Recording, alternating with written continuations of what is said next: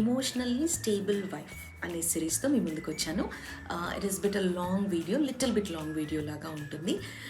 అందులో ఏముంటుంది అంటే ఒక 3 పార్ట్స్ కింద దాన్ని డివైడ్ చేశానమాట. సో దాట్ మనము కలిసి నేర్చుకుందాం ఎలా ఉండాలి అని చెప్పి. Hello, this is Beulah Pradeep, a psychologist. Emotionally stable wife అంటే ఒకరోజు ఏదైనా సిచ్యువేషన్లో మీ హస్బెండ్ ఒక మాట అన్నాడు అనుకుందాం, చిన్న మాట.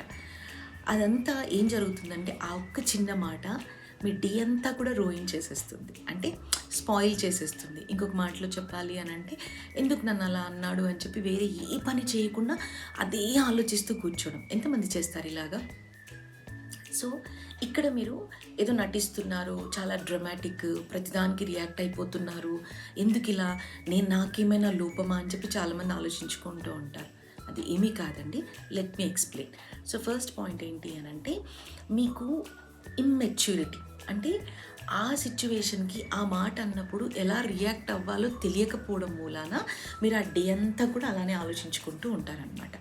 సో ఇక్కడ పాయింట్ ఏంటి అని అంటే చాలా ఎమోషన్స్ ఎప్పటి నుంచో కలెక్టివ్గా ఓవర్లోడ్ అయిపోయి మనసులో దాచుకొని ఒక చిన్న మాట అన్నా కూడా వెంటనే రియాక్ట్ అయిపోవడం అనేది జరుగుతూ ఉంటుంది. ఇది ఎంతమందికి జరుగుతుంది?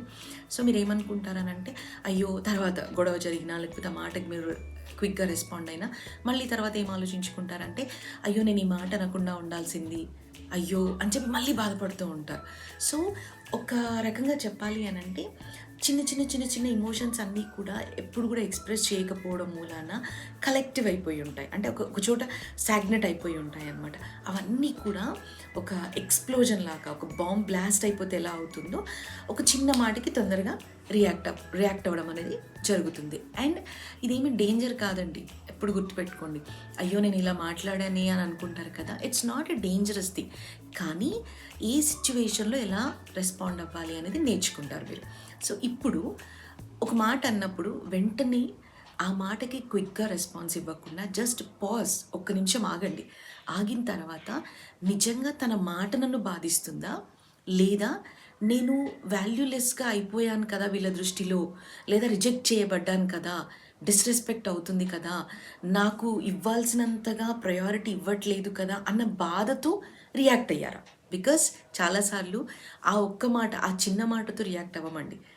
ఎక్కడో పాత గాయాలన్నీ కూడా ఓల్డ్ పెయిన్ అంటాం కదా, అవన్నీ ట్రిగర్ అయిపోతాయి. ఆ మాటకి వెంటనే ఒక మాట అనేస్తూ ఉంటామన్నమాట. సో ఎప్పుడు కూడా ఏం ఆలోచించుకోవాలి అని అంటే తను అన్న మాటలకి నేను ఇబ్బంది పడ్డానా, లేదా నన్ను వాల్యూ చేయట్లేదు అన్న మాటకి నేను ఇబ్బంది పడుతున్నానా అనేది ఎప్పుడు గుర్తుపెట్టుకోవాలి.